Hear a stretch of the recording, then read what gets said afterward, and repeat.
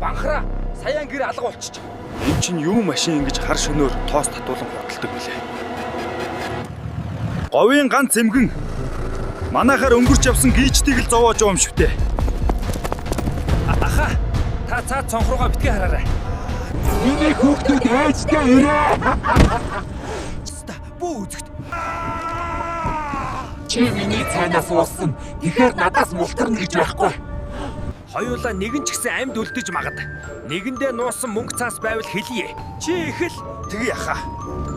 Манай гэрийн бууран дор 20 сая төгрөг нуусан байгаа. Таны хаана байгаа?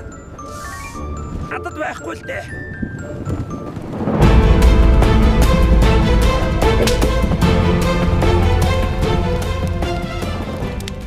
Сайн байцгаана уу? Юу вэ? Хэн бэ та? Хүн үү? Тийм ээ. Би бол хүн. Намайг нутгийнхан маань төлөгч рагчаа гэдгээр минь таньна. Та хэд маань болохгүй газар гууч идэ. Харин тийм ээ. Нэг айлд ороод цай ууцсан чинь элдэж хөөгөөд алах гэж байна. Ахнар минь би та хоёрын цайны хараалыг арай л аргалж дийлэхгүй нэ. Та хоёр шууд багш дээр минь оч. Энэ урд уулыг даваа гүртэн сэргэлэн гэж сураад очоорой. Баярлалаа дөөхөө.